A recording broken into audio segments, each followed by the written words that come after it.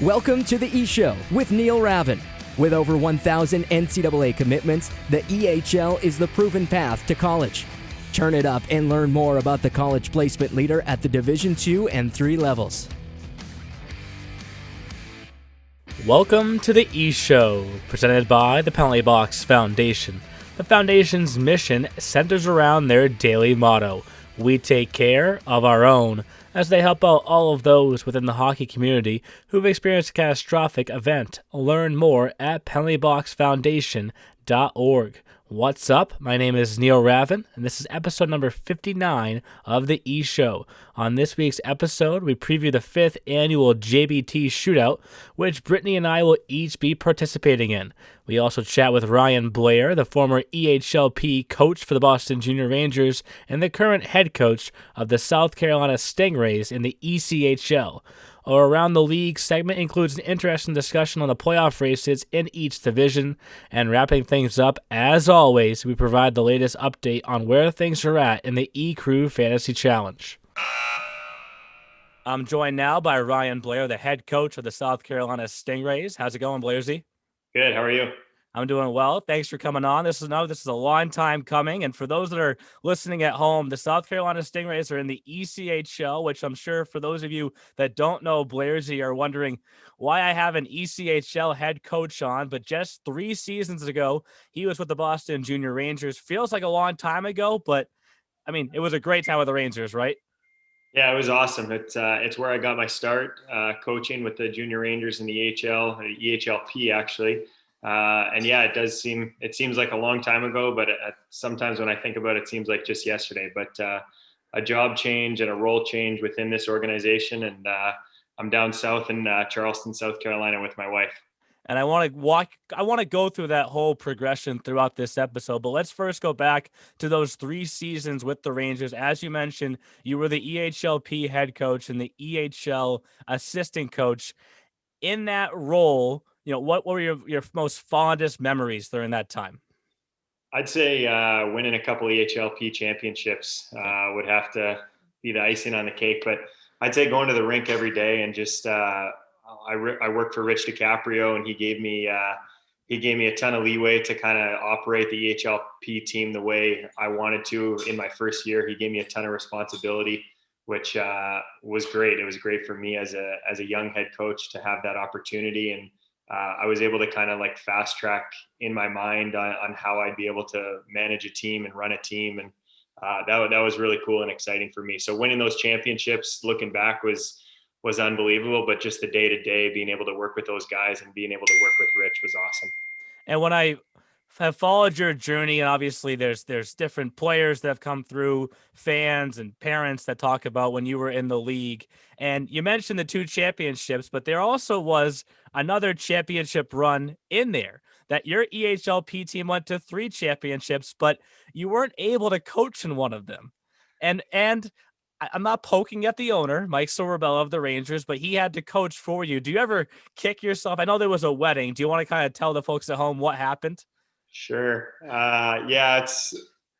Sometimes I think about it and kind of kick myself a little bit, but it was my brother's wedding, and I personally felt like I couldn't miss it. There wasn't any family pressure or anything like that, but deep down, I just knew that, regardless of that win or no win, I just felt like I had to be there. So I'm sure Mike's a fine coach, but I think the boys missed me, to be honest. I remember leading up to it, we talked, I think, almost every week in the playoff rounds, and you're like, there's no way we can kind of move that championship series just a little bit. And I was like, I don't know what we could pull off. But your team did make the championship each of the 3 years. You were named the EHLP Coach of the Year 1 year. You obviously went out with a title. Was that kind of the way you wanted it to end, or is it just the timing of how everything worked out for you? I think it was just the timing of how everything worked out for me. I wasn't ever in a hurry to kind of jump from league to league or from team to team or anything like that. It just, the opportunity at UMass Lowell to be the director of hockey operations presented itself. And I thought just career-wise and the path that I wanted to go down, I thought that would benefit me a ton. So the Junior Rangers organization was unbelievable to me. It's an organization I support still, and I'm very proud of. But I just, the timing was the only factor really for me. And I'm glad that you brought up Lowell, because I wanted to talk about it. Because when you went back there as the hockey ops guy, it was going back to your alma mater in a place that you played 4 years of college. But of course, leading up to that, you played juniors also, which probably helped you relate to junior players that you coached. Let's go back to the very beginning of your junior career, because in getting ready for this interview, I didn't realize that you played for a junior team in a town that I had no idea even existed. Can you tell the folks at home what town that was and the name of the junior team? Yeah, I spent 2 years playing in Texarkana, and there's a Texarkana, Texas, and a Texarkana, Arkansas. I lived on the Texas side. It was a small city. We played in a rodeo barn called the Texarkana Bandits, and pretty cool actually. I played for John Cooper for 2 years, who's the Tampa Bay Lightning head coach. So pretty cool that he was kind of just getting going in his coaching journey, and I was fortunate to play for him. So that was cool. A couple of years in the North American Hockey League, and then I played 1 year in the Eastern Junior Hockey League before going to Lowell.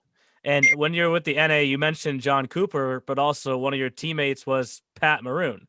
So when you see the two of them go win a cup this past season, what was your first thought that went through your head?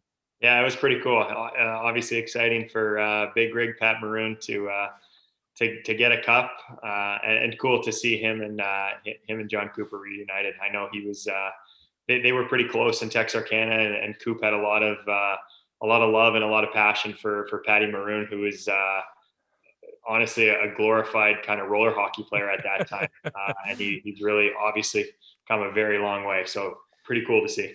And then you, as you mentioned, we worked your way back to UMass Lowell. It kind of helped work out that you were in Tewksbury coaching juniors. So Tewksbury to Lowell, not much of a move for you. Had you always kind of stayed in touch with Norm Bazin and the staff there when you were working for the Rangers? Yeah, it was just a familiarity with the program, being close by. Just kind of kept tabs and kept the communication open with Norm. I never played for Norm, but he recruited me a little bit when he was at Colorado College, so we had a little bit of that connection. And then when the opportunity came up that they were losing their hockey ops guy, he had reached out, and everything went well there. What does it mean to be a hockey ops guy for a college hockey team? It's a lot of behind the scenes work. So it's a lot of scheduling, travel, planning. You're a liaison between the academic side of things, and you do a lot of video work behind the scenes. So it's a lot of sort of work that the head coaches and the assistant coaches don't necessarily have time for. Yep. And you're very much a part of the staff. It's almost like a third assistant type role. So it was a great experience for me. I was only there for 1 year, but it was a really good experience. I learned a ton, and it paid major dividends in my role last year as an assistant coach, and also this year, just in terms of planning travel and planning practice times, and just managing time and managing schedules. And I want to get to the Stingrays here in a second, but going back right before you get to Lowell, what I noticed a lot of coaches in our league do is they have to do a lot of those hockey ops tasks also. Now I know the EHLP to Division One, there's a big difference there, but were you able to bring some of the things that you did in the juniors with you to Lowell? Yeah, absolutely. Rich would do a lot of the kind of main work, but just little side things in terms of checking on a room here and there, or making sure the bus was coming on time, those kind of things whenever you're traveling. And then just in general, the practice planning and scheduling that we would do with EHL and EHLP, I thought it helped me a lot in my transition to Lowell. And then you used the word timing earlier in this interview. I think it must have been timing for you again. After just one season in Lowell, you head all the way down to South Carolina. You're the assistant coach for a year, now the head coach. Is this just how it worked out? Yeah, I've been very fortunate along the way. Just a couple people that I know have been able to help me out along the way. The head coach down here last year was Steve Bergen, who's a Boston guy from Groton, and we just kind of knew each other from the rinks in Tewksbury, and would work together a little bit in the summer. So and had some mutual friends. So it was just sort of a connection that got me the opportunity down there, and yeah, it's kind of been a little bit of a fast track to being a head coach in the ECHL, but excited for what's been this year and then what's to come as well. And you're from Canada. You've lived in Virginia. You lived in Texas, as I mentioned, for juniors. You spent probably, I guess, the most of your time in that little 4-year span in Massachusetts. Was there ever a hesitation about South Carolina, or did you know it was the right step? I had a pretty good feeling it was the right step. The organization here is unbelievable at moving players and coaches on to the next level. So just the connection that I had with the head coach, and he was a younger guy, and we had some similar views, and he was unbelievable to work for. He's now at Sacred Heart as an assistant coach. But yeah, it was just the timing of everything kind of worked out, and the connections and all that stuff.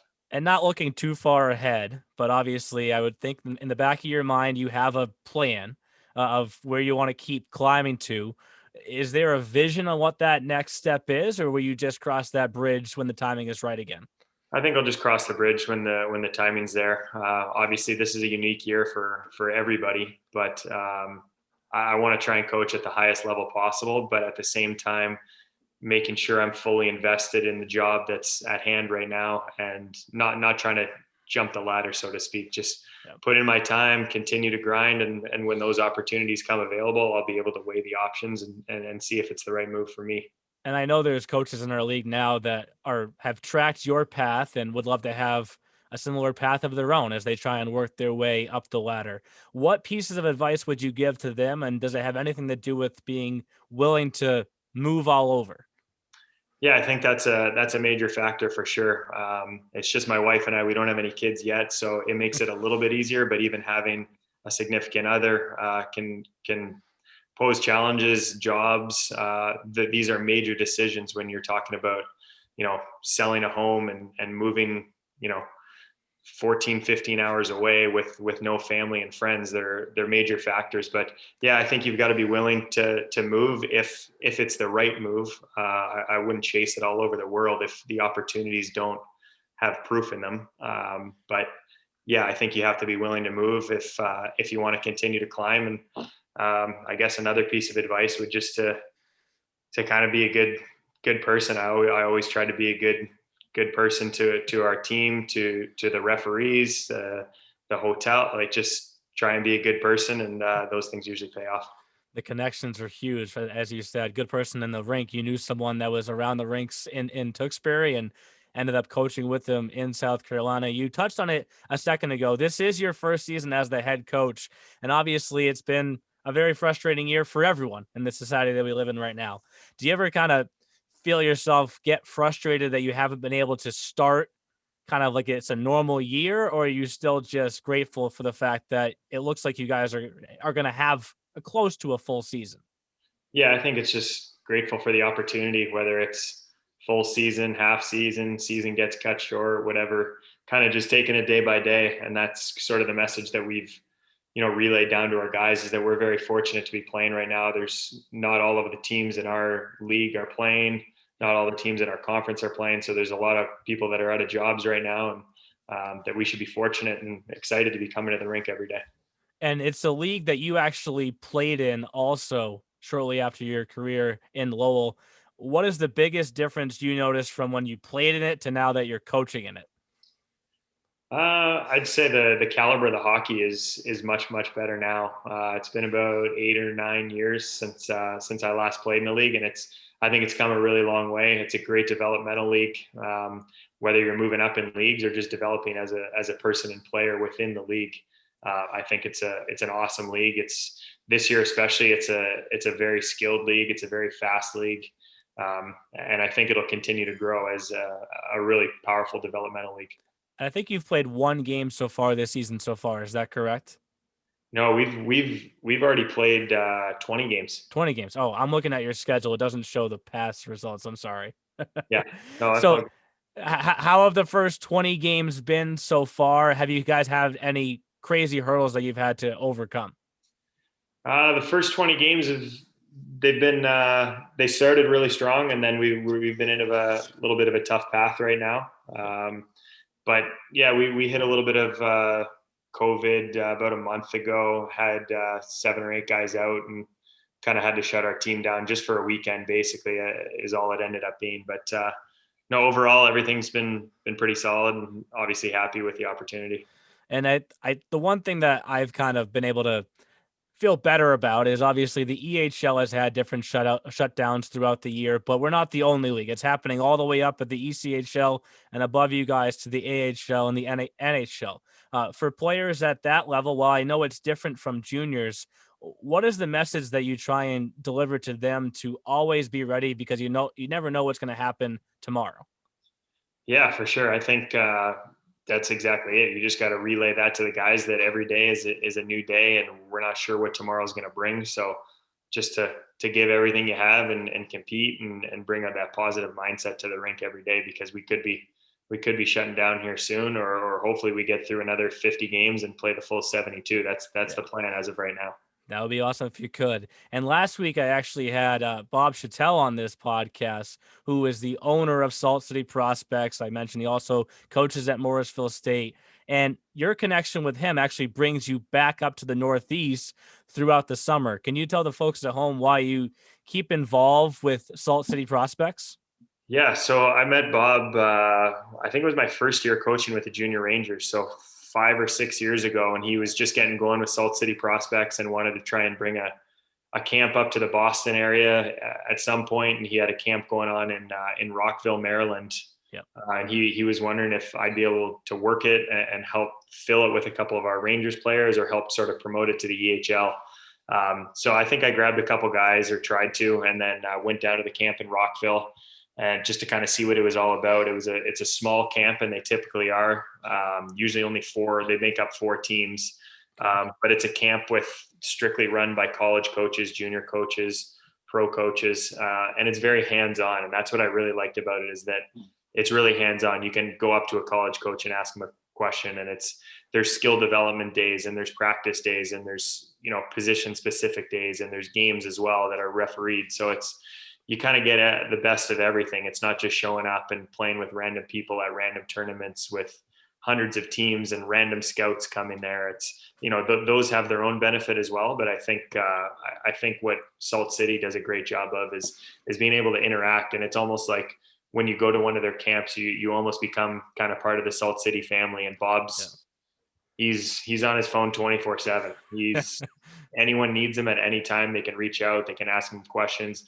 and he's very honest and direct with his advice, which I think is also extremely important in the hockey world that we're living in, with so many teams and so many leagues. And he provides information. He's not pushing players to only certain spots. He gives his honest feedback, and I loved working for him. I did a camp this past summer in Worcester. And I'll see if I'm able to do one this summer. I'm not too sure yet, but he's a great guy, and he's doing it for the right reasons. Obviously, it depends on your schedule of games, of course, taking place down in South Carolina. But even though you're in the ECHL now, which is above the juniors and the college players, the majority of the kids that end up in that camp, it sounds like it's something that you still want to be involved with. Yeah, absolutely. I love the development side of hockey. I'm passionate about coaching, and I don't really care if there's no kind of benefit for me. I want to go and try and help impact these kids and sort of give them where I played and where I coached and the path that I took, to help sort of allow them to navigate for themselves the kind of right path for them individually. I'm seeing now that this is my sixth season in the league, I'm starting to see some names of players that have worked their way through Division II, Division III hockey, and then get a chance in the ECHL. If you run into a kid at a Salt City Prospects camp who's asking if he could follow that same path, what would your message be to him? Yeah, there's always a shot. There's Division III kids that end up having good college careers and end up finding their way through the professional ranks. Sometimes they start in the Southern Pro Hockey League, which is a feeder league to us, right below us. But yeah, that's the thing. Everyone's story is different. Everyone's path's different. You could be a okay college player, but an excellent pro player, and vice versa. So yeah, I'd love to see more Division III kids kind of find that way. Is there any recruiting involved in your position? I know there's obviously general managers and whatnot that help you fill your team, but it's obviously different from past roles that you have. Do you keep an eye on any Division III players that are quote unquote tearing it up? Yeah, that the really, really high end Division III guys will kind of come to our radar, whether it's through us seeking them out or agents reaching out to us. But at the ECHL level, there is a lot of recruiting coming from the head coach. Okay. Not in-person recruiting, but video recruiting, phone call recruiting. We do get a lot of help from Hershey in Washington, which is our AHL and NHL club, but there is a lot of recruiting for your ECHL contracted players, which you usually have 18 of them every year. So those are a lot of contracts that you have to fill. And let's talk about South Carolina a little bit more before we wrap things up. An organization that I mentioned you played in the ECHL, but never for South Carolina. Obviously, you had your head coach connection there. How do you feel your time has been with the organization? Would you love to work your way up that ladder to a Hershey or to a Washington? Yeah, the organization has been unbelievable. It's from day one, it's been awesome. The president, Rob Kincannon, and the owner, Todd Halloran, are awesome guys and very supportive. And I'm not sure on the path or the next step. It'd be awesome to stay in the organization, but at the same time, it's pretty hard for that to take place and for it to happen with the right timing and all those other things involved in it. But if possible, it would be awesome because it's a very well connected system here and one that I'm proud to be a part of. Well, I asked that selfishly because I know how awesome the Hershey fan base is. And they have like that, I think they have that one night a year where they have the teddy bear toss night up there. And it's like record setting, like across the country. So if that ever was to happen, I would come out to visit you at a future game for just that reason. All right. No, that sounds good. Hopefully it happens. Yes, that would be pretty awesome. But it's an awesome story because you were the EHLP Coach of the Year. You won 2 titles, as we mentioned. Maybe could have been 3.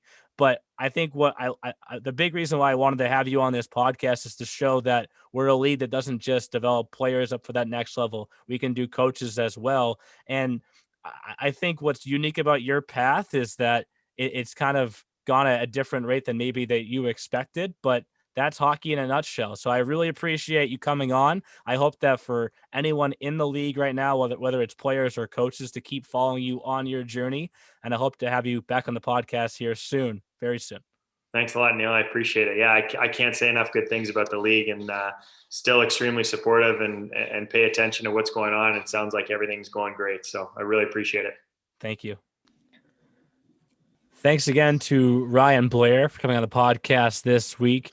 As you heard me mention there in the interview, Ryan spent 3 seasons coaching in the EHL as the EHLP head coach for the Rangers and the assistant coach for the EHL team. And obviously he mentioned it as well. He did not think the timeline would progress as fast as it did, but he's now a head coach in the ECHL, and he's a coach that just continues to climb the ladder. And I would not be surprised if he works his way all the way up to, honestly, even the NHL ranks. But with that, let's bring in the E crew now. And guys, we have 2 weeks left in the regular season.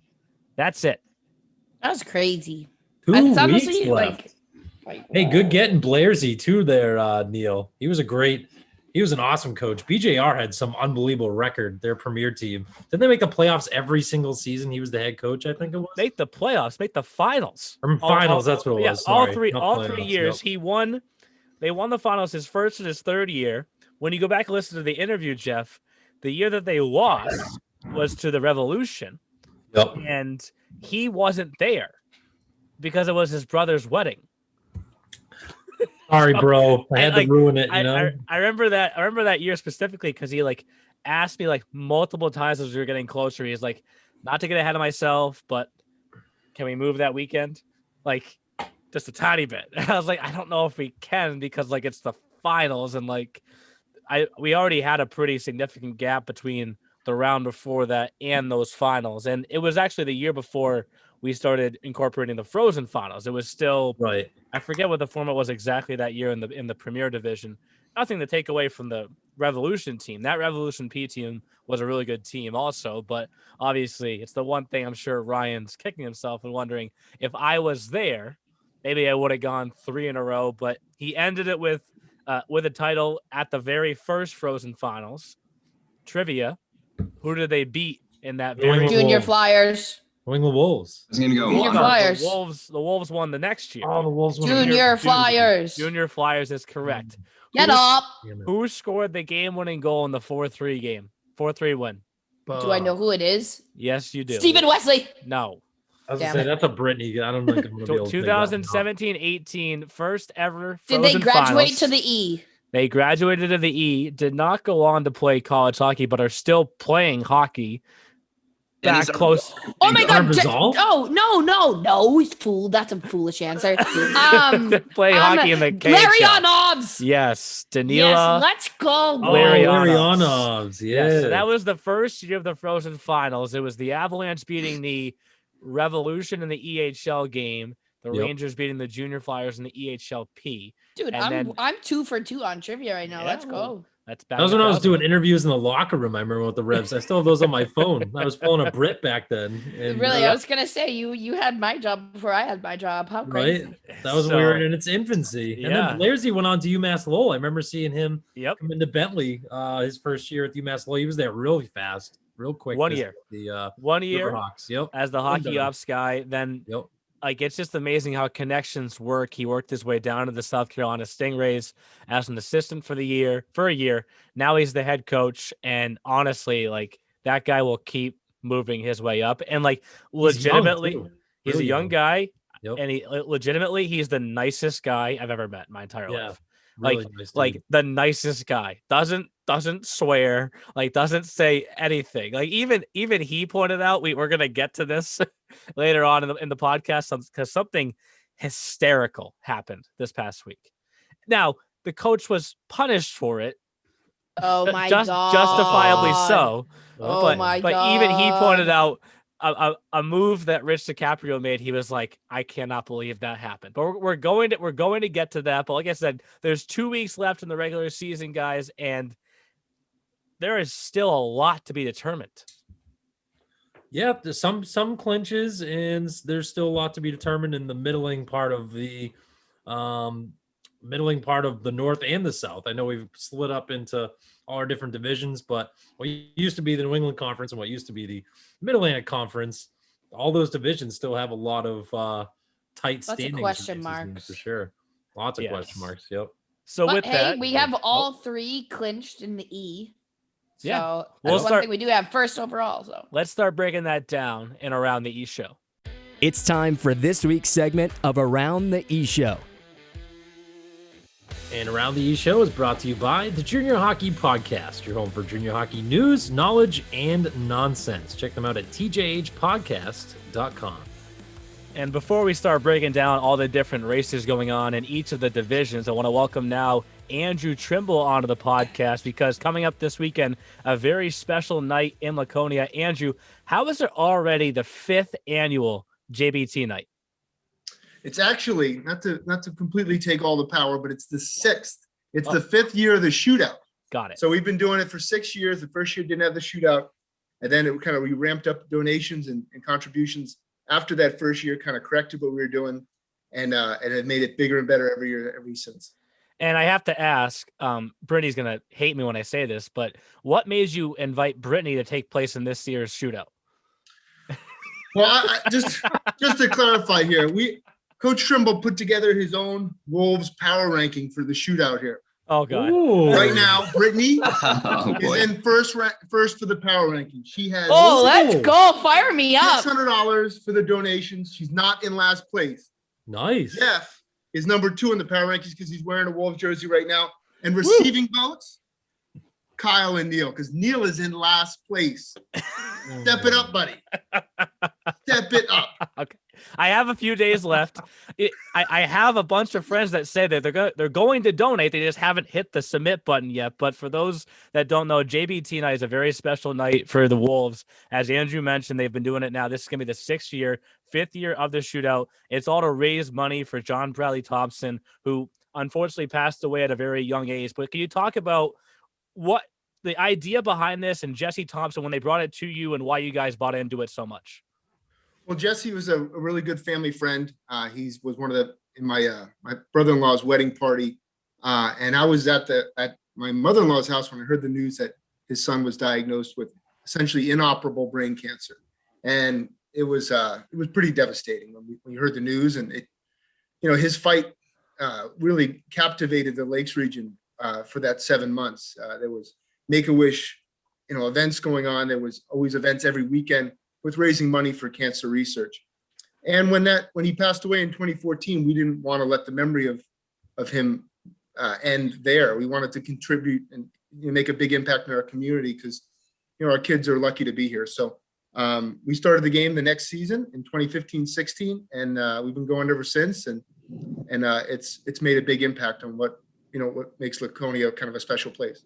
And when you finalize the date every year, do you try and run it by the opponent that you're playing that night, or how has the league kind of responded to the event? Really, we clarify and clear it with Jesse Thompson first. Make sure that he's available on that date, that he still wants to do it. It's pretty taxing on his family sometimes. It's like we're living a memory, but he always wants to do it because he knows the cause is too important. Since that first game, this game has raised over $100,000, and his chapter alone has raised $1 million, which it's unbelievable. So he's always willing to do it. He always wants to do it. It's just making a date work that works for everybody involved. And I know that in a normal year, it's a huge crowd. I'm not sure what you're expecting yet for this upcoming weekend, but the overall atmosphere, how does your team embrace it every year? Yeah, so that was Jesse's biggest worry. He didn't want to be known as the super spreader event here in New Hampshire. He wanted to make sure that we were doing everything that we could to make it online, and the donations were online, and we could broadcast it so people could watch it for free. Yep. And we were able to do that. We were able to work with a company that could broadcast it on Facebook Live and also on YouTube. And we'll still have our hockey TV broadcast, but we'll make sure that it's a live feed is available so people can watch it without any kind of paywall.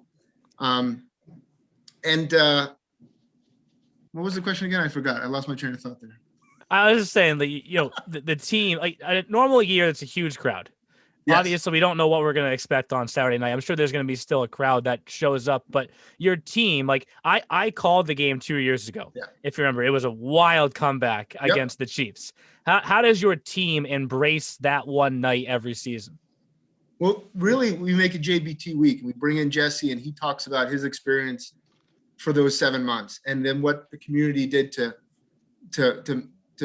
make a big impact on raising money for this charity. And the kids embrace that. And we have a picture of John Bradley that we put in the locker room all week, and the kids know what they're playing for. And in the 6 years or 5 years we played previous to this year, we've won, I think, 3 out or 4 out of those games, and they've all been like comeback games. So it's a pretty, they fight extra hard for sure. Do you remember who scored the goal in that crazy Chiefs comeback a couple years ago? The game. I probably can tell you who was on the ice. Everybody.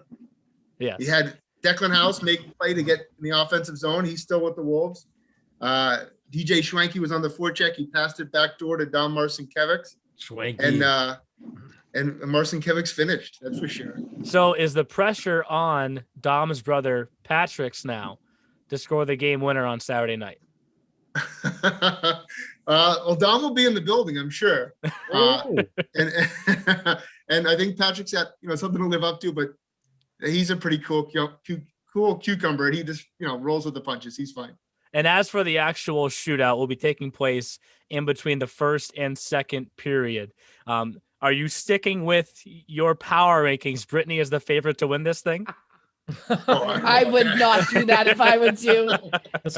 I think I've seen a videotape of Brittany at the Ice Den in the shooting skills area. Oh, yeah. You had some mean shots, though. You did have a couple, Britt.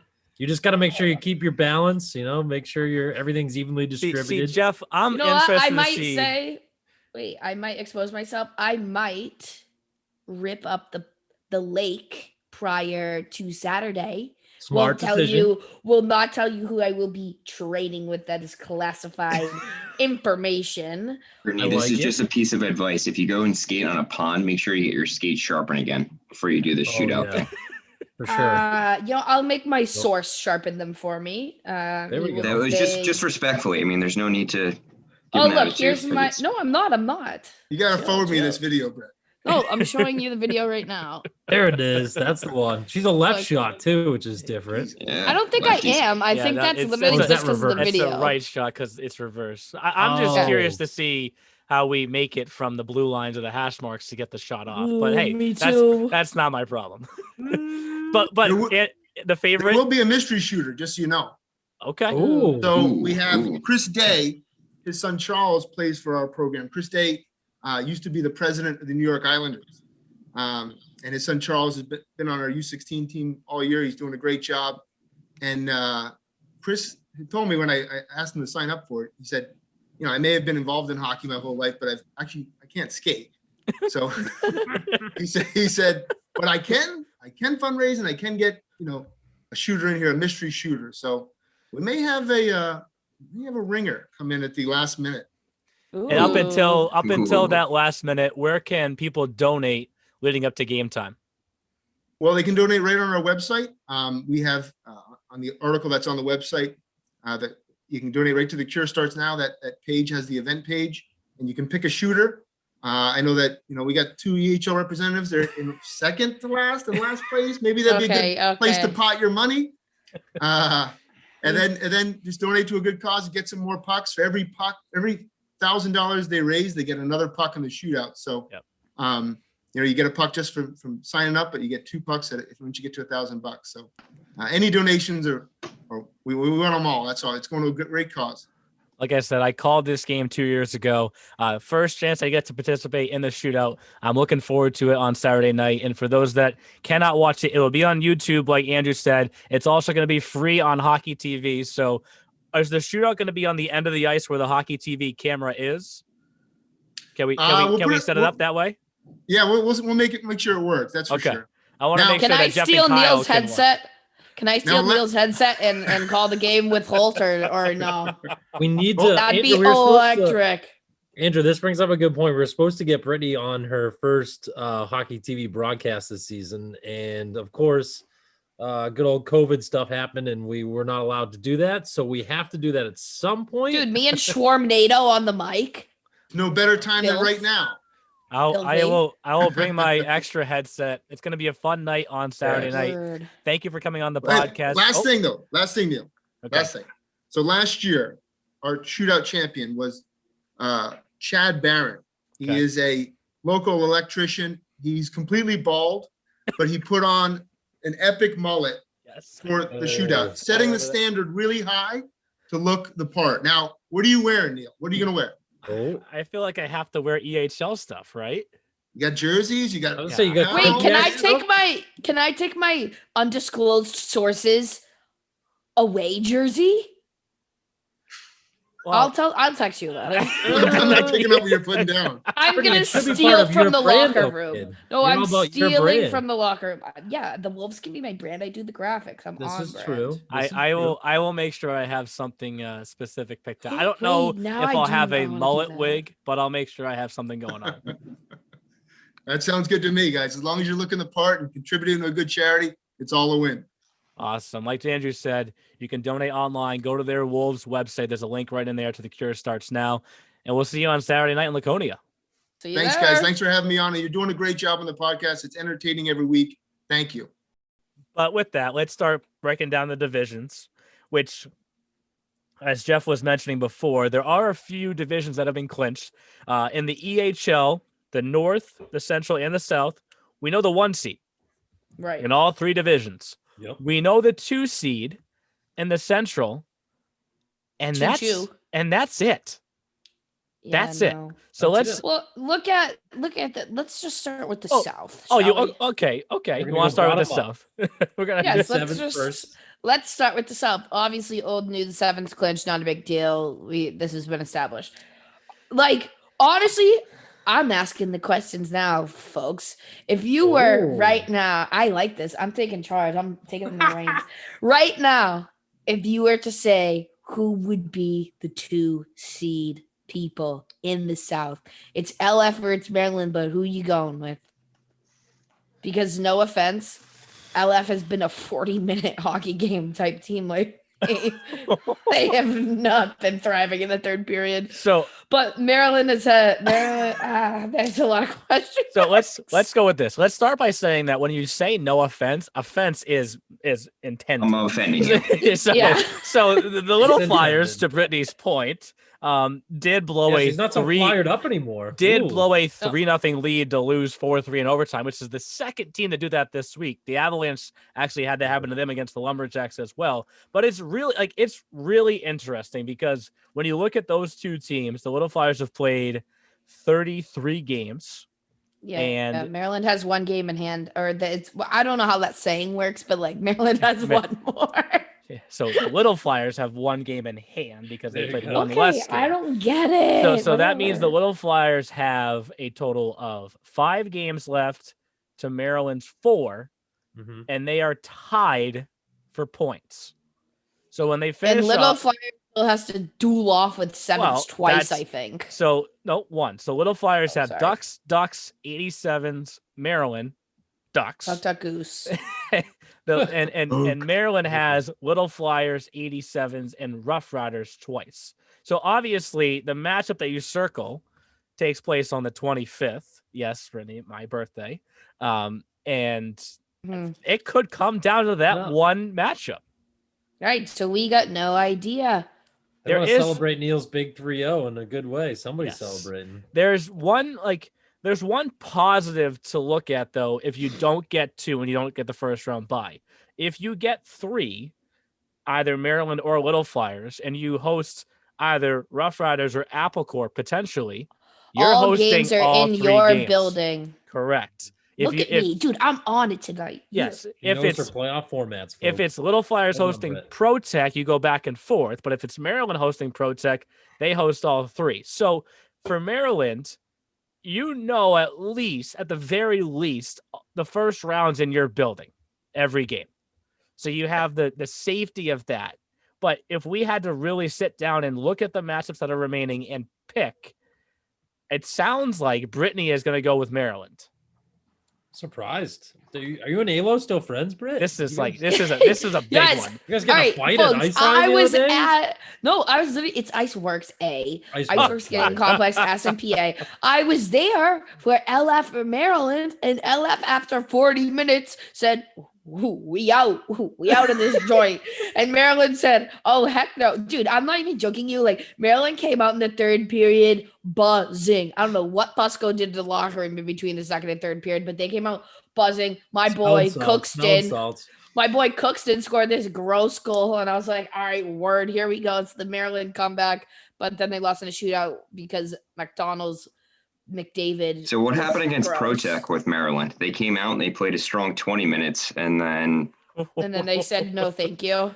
You know what? I'm not doubting you. I think Maryland should finish in second. I think they will, but after that, I'm kind of focused on the Little Flyers there. Yeah, come postseason, I think it's a different ball game, and Brittany, I'll let you continue, but I think it's a great point that you brought up how like Philly comes out for 40 minutes, they fall asleep. Maryland dominated against Pro Tech for the first period. Dominated. They probably won 90% of the faceoffs. That was them in the third period the other day. I mean, and it's not the only enticing race down south. If you look at 4, 5, 6, that's important as well because 4 hosts 5. And obviously, as we just mentioned, 6 is going to 3. And then if you go to Maryland, what are you getting dressed outside? Maryland, you can get dressed inside now. Yep, can get dressed. No pun intended. Yes, getting hot at the right time. They're starting to move up, and the Rough Riders are starting to sink. But look at one thing in particular there. How many wins do each of those 3 teams have? Apple Corp, Pro Tech, and 11. The Rough Riders. And then when you do the math, each of them has their own different combination of 21 losses. Ooh, between regulation and overtime / shootout. I think right now the Apple Corps are starting to take on a little bit of a Railers feel for me in the South. Oh, They're starting to get a little healthier. Yes. They're getting some guys back they've been missing. Ruskowski's been out here and there. They got Callanan's clicking. Leva's still a machine. Goaltending with Bernard. Jackson Bernard's, finally he's been playing his butt off for a couple of months, and now they're finally starting to get wins for him. He's been making bucket loads of saves every game and losing efforts, and now he's finally getting rewarded. So that's good to see. It's going to be really interesting to watch how it plays out, because even, we probably believe when we get to the playoffs in that division that the higher seed probably is the favorite to win, but I wouldn't say it's a lock either. No, I mean, I was talking about that down there the other day. Yeah, if Maryland gets the Rough Riders as a 3-6, Maryland just got swept by the Rough Riders twice in a row. I think the Little Flyers are like the sexiest pick because they have the names. Maybe Maryland's more of a grinding kind of. All right, so Neil, are you leaning towards in the South? Does home ice advantage matter? Like, does standings matter in the South? It's more of like it's a matchup thing. I think honestly think home ice. The 87 thing. I think home ice matters in the South more than it does in the other divisions. Because some of the teams can host, right? Because some teams, depending on the over 100 miles, will host all three. But like in the North, that's not a thing. In the Central, also, well, I don't know how far it is from Haverhill. I know it's Haverhill. For everyone, chill out. Someone's gonna Haverhill. I'm from here. I know. No, yeah, dude, I'm joking. Everyone, relax. Jesus Christ. She's from Massachusetts. Everybody, she knows it's Haverhill. Right. I know it's been there, ripped around. It's good. From Haverhill to Cape, how far is that? Do they bus? I have no idea. It's just over 100 miles. I mean, yes, I think home ice is valuable in each division in different ways. I think maybe in that division the most, but at the same time, I wouldn't be surprised if a team had to go on the road for a 3-game series and won all 3 games. It's been done before. It's been done before. I think that the one thing that we probably consistently would agree on right now is we think that ultimately the 2-3 matchup in the second round, we're heading towards a Maryland Little Flyers 2-3 matchup, meaning that one of them has that bye, right? And then one of them gets to the first round. But whoever has to play in that first round, it's not going to be easy. Whether it's Pro Tech, whether it's Rough Riders, whether it's Apple Corps, it's going to take them 2, maybe 3 games to get through that, to get to that series with whoever has that first round bye. And ultimately, that rest may prove to be huge for that team. Yeah, I was just going to say, Neil, that's a good point. If you're the 87s or whoever the bye team, they're going to be licking their chops because that team that they're going to play is going to be a little beat up. And then, but like we've said, we've talked about it all season long. We've seen it in the NHL ranks, and sometimes buys aren't great.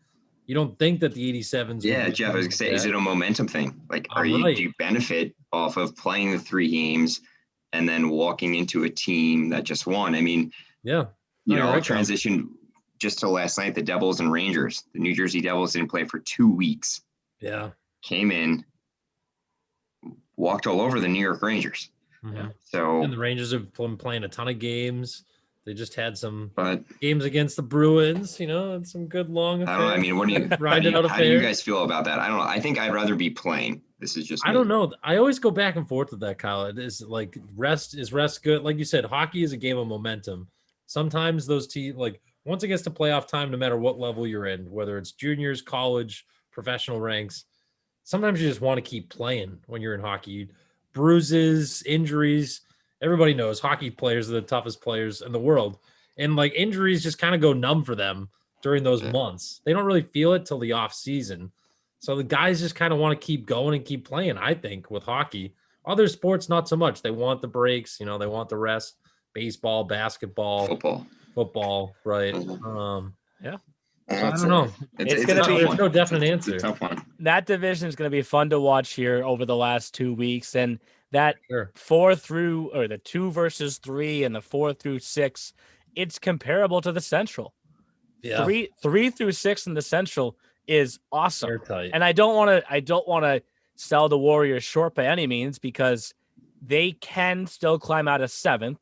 It would require running the table and getting a little bit of help, which anything can happen, right? Right. Knocking They off a literally big team beat, again they today. beat Walpole. Jeez. They've beat Their Walpole ninth win of the twice. year. They've beat the Rangers once, and they beat the Avalanche once, and they're the only team in the league that can say that.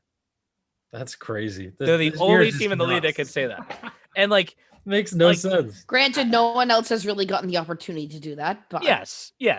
True. Good point. Teams have COVID gotten the chance season. to play two of three of those teams, not all three of three.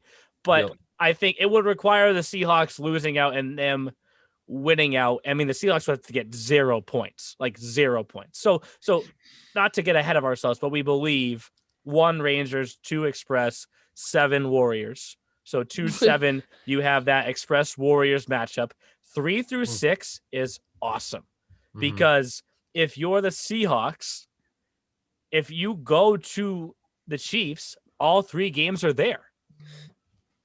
That's the only that's far. That's the only matchup that's like that in the Central. All the rest are back and forth. And obviously 3 and 4 host 5 and 6. And I have no idea how these 4 teams are going to finish. I have no idea. No clue. I don't even think the teams themselves know. They really, you don't. You honestly don't. You're scoreboard watching every day. Yep. Look at like we said today, Kyle texted us, wow, Valley. And I was like, what? And I looked and I'm like, 5-2 final. They beat the Express. Holy heck. Wow. Like every day. It really is. You just don't know what's going to happen at this time of year. Everybody wants it just as bad as the next team. It's almost like our favorite sitcom series, if that makes sense. Like you're enjoying the moment and you don't want it to end, but you do. You want to see the season finale. Does that make sense? Yeah, it makes sense. You can't wait. Yeah. Right. But You don't want it to end, so but you can't don't wait you don't at the know same what time. to say really. Yeah. We're unsure. And doesn't matter what does in New Jersey, Valley, Walpole, Boston. They're all playing their butts off right now. They're all fighting for something. we're recording this on the 17th, dropping it on the 18th. All of a sudden, it's going to be March 2nd, and we're going to know these matchups. And then it's going to be March 3rd or 4th, and they're going to start. And just like that, the first round series is going to be over. So it's going to happen very fast here. And that division is going to be fun to watch because, for that 4-5, maybe 3-6 matchup, you're fighting for the chance to face off with the Rangers. Mm-hmm. But you'd rather have that chance than not have that chance. February is a crazy month. It's crazy that February is the shortest month of the year, and then it's also like the last month of regular season for juniors, college. Like it's just because it is, like you just said, Neil. It's like February starts, and then bam, February's over, and you're like, all right, playoff time. Flip the switch. Here we go, boys. Like this is what you've been fighting for all year. Like, holy heck. And speaking of flipping the switch, when you go up north, what is going on with the Avalanche? Right, who are the Avalanche? Question mark. This week's episode of Who Are Plugging Out. Blank. I don't think it helps playing the same teams, obviously. And I think that every time you face the Avalanche, you get up for the fact that you're facing a team that's won 2 championships. You think Chris agrees with your statement that the North is the toughest division? I think he might. Oh, dude, I get it every day. 5-5 in their last 10. 5-5. That's TUFF. That's crazy stuff. That's wild, as one wise man would once said. 7-5-1 in the second half. Ooh. And now, like you guys are gonna think I'm gonna be crazy when I say this, but right now they're 1. We know they're 1. Mm-hmm. If you're them, I guess this is kind of trivia in a way. I know the answer to this question. Who of the other 3 teams would you want to play? I feel like they beat Seacoast more. Wait, say that again. If you're the Avalanche, I just got the answer right. If you're the Avalanche, in the North, it's just 2 rounds: 1-4, 2-3. The winners face off. You're there. You're in the finals. Yeah. Right. So if you're the 1, you're the Avalanche. Who do you want to finish at 4? Seacoast, because the Avalanche have 4 losses to the Wolves, 3 to the Lumberjacks, and 1 to the Spartans. But here's where it gets spicy. How do the Spartans fall to 4? This weekend, the Lumberjacks play the Spartans twice. Ooh. Obviously, 2 wins for the Lumberjacks makes things really tight. Mm-hmm. The Lumberjacks' schedule includes 2 games against the Spartans, 2 games against the Avalanche, and 2 games against the Wolves. If you're the Avalanche, how do you intentionally lose the games to the Lumberjacks? Oh, Chris and Mario are good.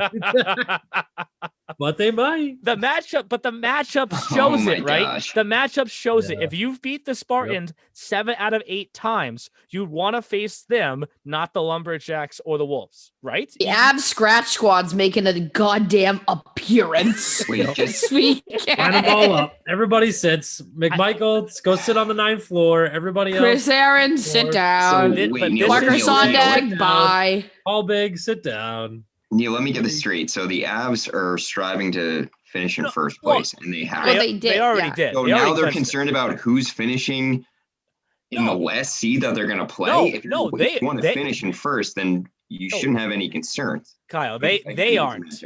They aren't. We're talking about it though. Yeah, because Chris doesn't give a because I think Chris will take on Chris will take on whoever you get there. But from our outsider perspective, if the Avalanche are going to win, they want to face the Spartans. The numbers show that.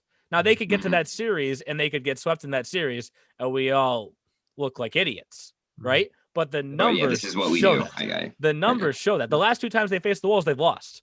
The last time they faced the Lumberjacks, they were up 3-0 and lost. The Wolves look like a different team right now with Patrick Marcinkevich, 7 goals in 3 games. Yeah. Is that good? They look like a different team. Holy cow. And like the best part about it is like you don't even know how many texts I got that first day from coaches all around the league. Because coaches, like we have that ticker on the top of the website, right? So it's very easy to log into the website every day, click on each of the box scores from the day, and just look and see what happens. When you put up 7 goals in 3 games, those are your points. Like you don't just get ghosted a goal. Like you legit scored the goal. It's like he had 8 points in 3 games. Those were literally his every points. game I click on it now. You just see P. Markevich. Like, geez, and like the assist everywhere. he had was like a nasty one-timer that they set up. They're averaging over 5 goals a game in the month of February. Yeah. Yes. The Wolves are cruising. Yeah. So the sad thing is my man Donnie Feldman's now taking a back seat. What the heck, Patrick? Neil, was it 6, Patrick, 7, and shotgun 5? sometimes. Let Donnie ride this boat. It's been riding well. Donnie Is what 6, 7, and 5 For the Wolves, the amount of goals they scored. I just know they've played 7 games, and the average in those 7 games is I meant over like the last week. I think it was it's 6, 7. Yes. And then 5, they lost to Seacoast 6-3, which that's what makes these matchups like wild. Would the Wolves rather face the Lumberjacks than the Spartans? Like, can we all come to some sort of agreement here behind the scenes and just say, hey, Neil, we actually want these to be the matchups. Ignore the standings. We're just going to go with these instead for the second round. I mean, it's only 2 rounds in that division, right? It's only 2 rounds, which makes it that much more unique compared to the other 2 divisions. And I really do think at this point of the season, we would not have been saying this 5 months ago. Any one of the 4 teams can come out of that division. I'm just going to say, I don't know who. I feel like the other 2 I can confidently be like, blah, blah, will be in Westchester. But I feel like for the North, I'm not like, blah, blah is going to be there. It's like, actually, someone asked me that the other day. Like, who do you think is going to make it from the North? I'm like, honestly, pick a name out of a hat. That's who I think it's going to be. Like, honestly, like, I don't know. It could be. Which again, Commissioner Ravin's making your argument, or not argument, but your topic of, is the North Division the toughest division in the league? It's making it a little all right. You know what? Lately, it's been making a case, but chill. Jeff, my mission every season is for one time, Brittany to utter the words, You were right. And at some point, she will say it this season. At some point, she will say the trip down to Philly, baby. Yes. You know what it'll be like, Jeff? It'll be, you were right. Jeff, and then I'll run away. What was that? Was that a whisper? What was that? Well, remember, we're not allowed to look at Brittany for the first 2 days. Right? Yes. Leggings, sweatshirt. Don't talk to her for 48 hours until. Word. Yes. I mean, it's gonna be fun to watch. Obviously, I think that every matchup is important, but obviously, I think the Lumberjacks with 2 against each team, the way that those matchups fall will kind of be one of the biggest dominoes as to helping us solidify that division, which even if they go a certain way in the regular season, those matchups may go a different way in the postseason. And while we have a second here, we will shout out Seacoast for winning the Granite Cup. It took a little bit of a different format for games because of different cancellations and whatnot. But by winning the Granite Cup this season, they now host the Granite Cup next season. And knock on wood, hopefully things are back to normal, because the normal format of what we want with this Granite Cup is Beanpot style, with 2 semifinals one day and then the finals and consolation the next. And then whoever wins it next year hosts it the year after. So maybe this becomes something that rotates. Of course, Jim Mosso, the Lumberjacks coach, said that when the team returns to Vermont with the Granite Cup next season, are we going to be changing the name of the Granite Cup? I said we will cross that bridge when we get there. Obviously, All right, Jimmy Joe. Vermont is not the Granite State. That is New Hampshire. What is Vermont? I I don't see. It doesn't matter. I was Next. thinking that too. What's Massachusetts? Oh God. The base. I don't even know where I live. Something with like trees. No, That has to be. What do I Google? Massachusetts. I thought Massachusetts is the Bay State. The Bay That is State. correct. Oh yeah, duh. The Bay State Breakers, moron. At myself. What's New Jersey? The beach state? Like, get up, beach. I'm joking. I'm kidding. Everyone relax again. Hold no on. one said anything. I know. I'm talking about hypothetically the people at home that are like screaming that I'm a moron. Everybody's whispering. Hold on. I'm trying to. Yeah, they're all like, figure it shut out. up, Ron. Well, I mean, more than half the league is not New Jersey, so maybe they're like, actually, I don't know. What is New Jersey? The Liberty The State. Oh wait, the no, that's Protex team. Oh yes, Vermont is the Green Mountain State. Oh, God, the like Green Mountain hippies. Coffee. So hi, we're the state of the hippie. Yeah, pipe down, bud. I like Green Mountain Joe. Coffee. Green Mountain Coffee's good. Delish. I don't mess with the hippie lifestyle, but that's just So those are fun races that we're watching. Obviously, each of the 3 divisions in the EHL. But with that, I know this crew is excited. Let's transition into what to watch for, which includes the E-Crew Fantasy Challenge. Before we wrap things up, here's what to watch for this week in the E-Show. It's time for the E-Crew Fantasy Challenge, brought to you by Bertucci's Brick Oven Pizza and Pasta, your home for authentic Italian dishes, catering, and group dining. Check out their party pizzas and specials at bertucci's.com. And with that, I am still in first place. What's up? How you doing? Not a big deal. Also, headphone users, please turn your volume down. Headphone users, turn it down for the segment, please. Yeah, You know the what's- segment, put it real low. Neil, I don't know. You just said we're all excited for this. I get more and more depressed every week. Well, You climb what's- farther away from me. Brittany's still putting up almost 100 freaking points. I want to swear so much right now. We cut down these rosters, and Brittany's still putting up like Yes, Jeff, like how is this Gang, happening? gang. I plug in my points today and I'm like, Oh, I'm looking at it and I'm like, 10 What? points for him, 15 for him, 87.2. That's a pretty good week. I'm excited about that. And then Right. I tab left and I'm like, oh, 91? almost How did she- double-digit how- goals, double-digit Andy assists, Moore double-digit is power how. play points. How did she get Andy to 90? Moore is how. How did she get to 91? I was just at 87. How did she get there? Dude, like even me and Kyle finishing, well, we won't say the numbers yet because you're gonna say that all, but like even me and Kyle's weeks, that's supposed to be a good week with 6-4-2, but we have you and Britt who are just like, what the Actually, Maybe we're like the North Division, Jeff. There's 4 of us. There's 4 teams. I guess. The times could change. Good point. Good all point. right, I've clinched one. Yeah, Brittany's the The points carry over into the postseason. I know it's just thing I clinched. Joe. Oh my god. Actually, my top point getter was Nathan Miller, and then Andy Moore 1 point behind Andy Miller. Why did Andy Moore? Who was that? I don't know. Yesterday, Andy Moore, Moore the Miller little had a king kid. he is, went off. A little icon. That kid is man. Okay, so Beauty. let's Andy break Moore, down- beauty. Let's break down how Brittany got to 91. Obviously, she's mentioning 17 points for Andy Moore with 2 goals, 3 assists, 2 Oh. power play points, a Ooh. shorthanded point, Ooh. and a game winner. Yeah. Ooh. LJ Newell with a victory over a top 5 team in goal, 11.8 points. Nathan Miller with 2 wins in goal, including his league leading 5th shutout of the season. So Yep. right there, just a good chunk of the points, but you can't leave out 9 for Paul Feinley, 7 for Nathan Young, 12 for Ricardo Stolinski's. It just adds up to 91 and overall 1,057.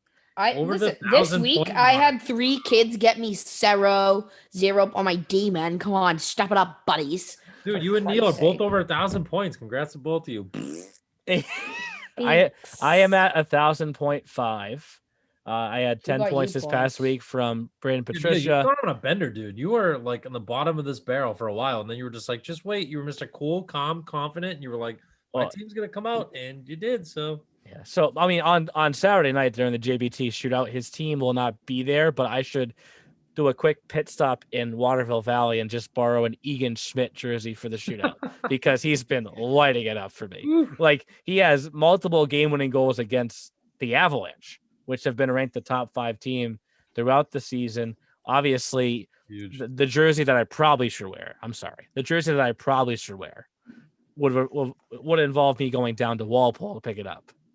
Yeah, Zach Simon. Yes, absolutely. I still want to put a bullet in my head every time I see him score goals now for you, because since we did the redraft, just to remind everyone, if you missed the last few weeks' episodes, we all could have stolen, but we fell asleep at the wheel. Neil took them literally back. Though, like morons. No, Neil, you have to wear something Maine related, by the way. Oh, there's no questions asked about that. Or a Quinnipiac, I guess, too. Yes, that's a good point. That's a good point, Jeff. Support the Bobcats. Yes. So overall, my week added up to 87.2, 1,005 even. So I am 52 points behind Brittany, but there's still 2 weeks left in the regular season, and then 3 weeks of postseason play. Jeff and Kyle, your weeks weren't bad. Exactly. Thank you. That's what I'm saying. 60-something points with 642. Like that, those are good weeks. And I mean, Mason Palmer, probably one of the best fantasy performances of the season for a goalie for you, Jeff, with his 32 save shutout against the Rangers on Sunday night. Thank you, Mason. I think that got you 17 points on its own. Oof, like, did you see that save on top 5 plays? Ooh, yes. Our man Jim on the call. I wanted Jim to go like a little bit, like get more like Jim, like that save was out of this world. I was thinking. You know, he said it. He goes, save of the light by Mason Palmer. But I thought for Jim that would have like went up a couple of octaves. I was kind of upset a little bit. I wanted to hear some rodents. Rodents talk. You want a little extra McCabe sauce in there. Yes. You know what Cody said about it? What did he say? It was a nice save.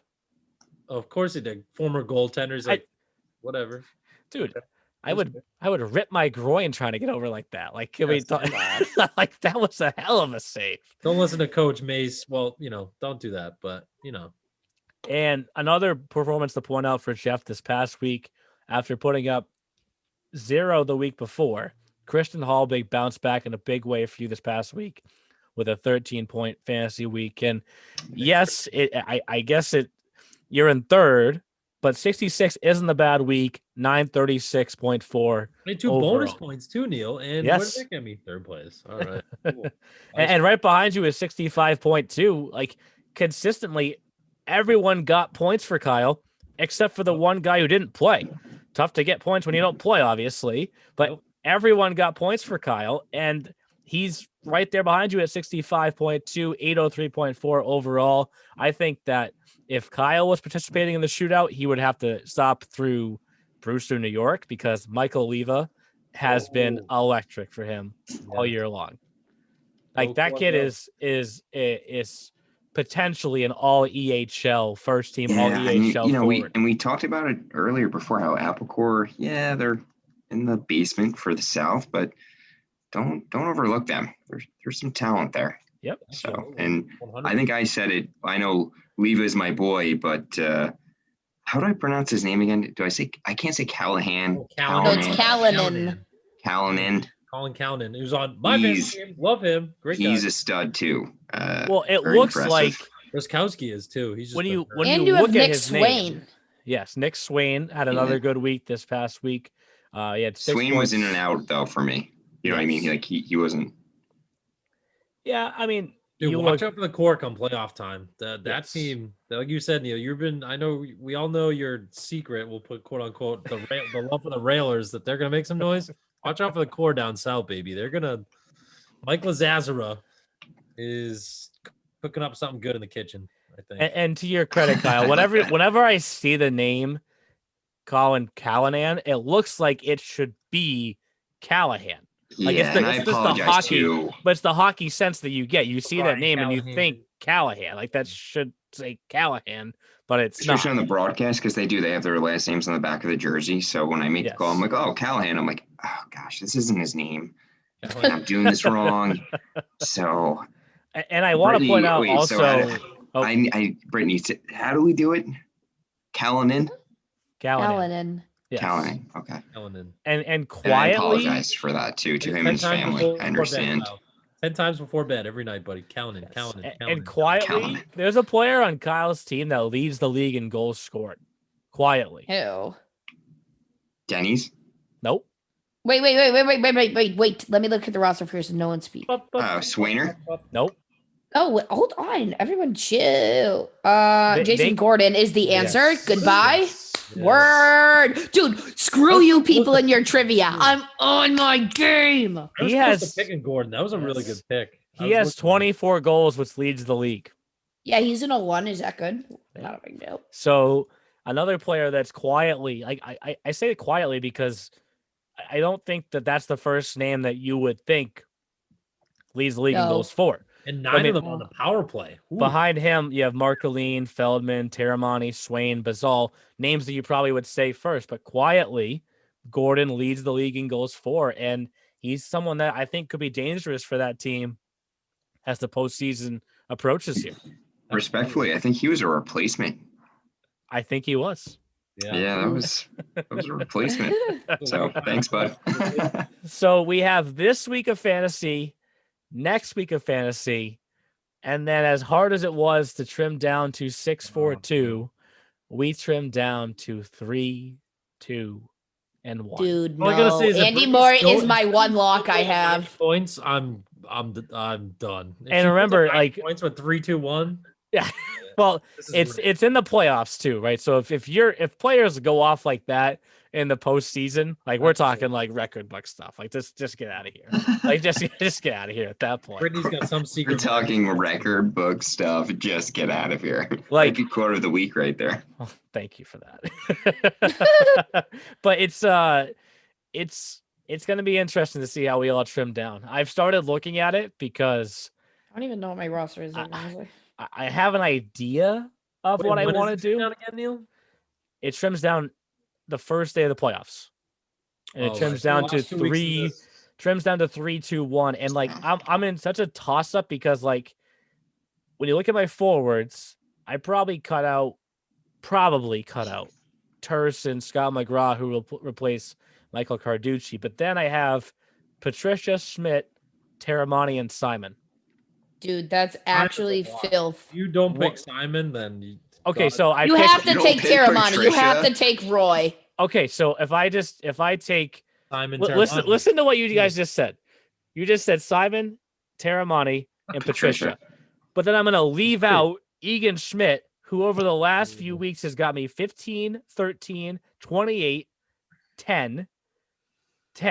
Well, Terramani's an MVP skater too, so consider him. I think I'm going Simon, Terramani, and Schmidt.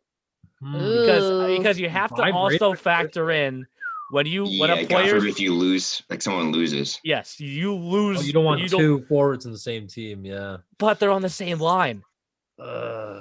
Balance. Yeah, see, is Brittany gonna pick all Rangers? That's dangerous. Something happens to them. Goodbye. Dude, I know for a fact my team will have Andy Moore, King. Tough pick.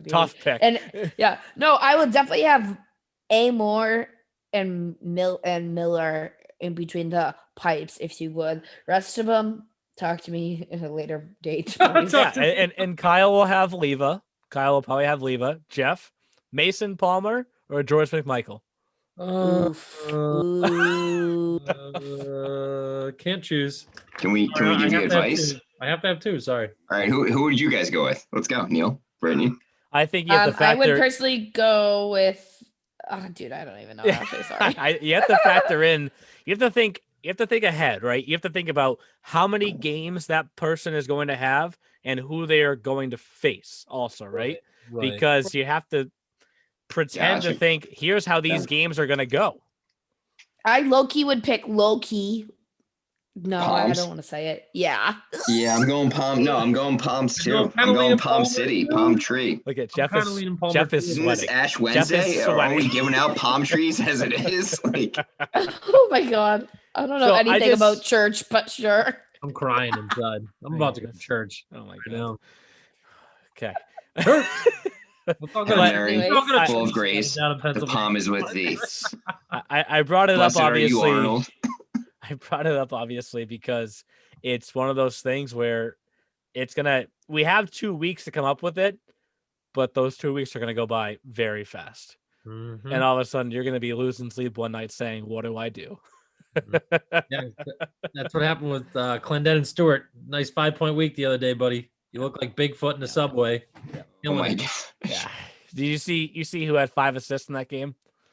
Oh, Jiwa? Azam Jiwa. So hey, we missed on guys, each of us, Jeff. We missed on each of us. And hey, you know what? This all could be for nothing because Brittany's so far ahead that we can't even catch her anyways.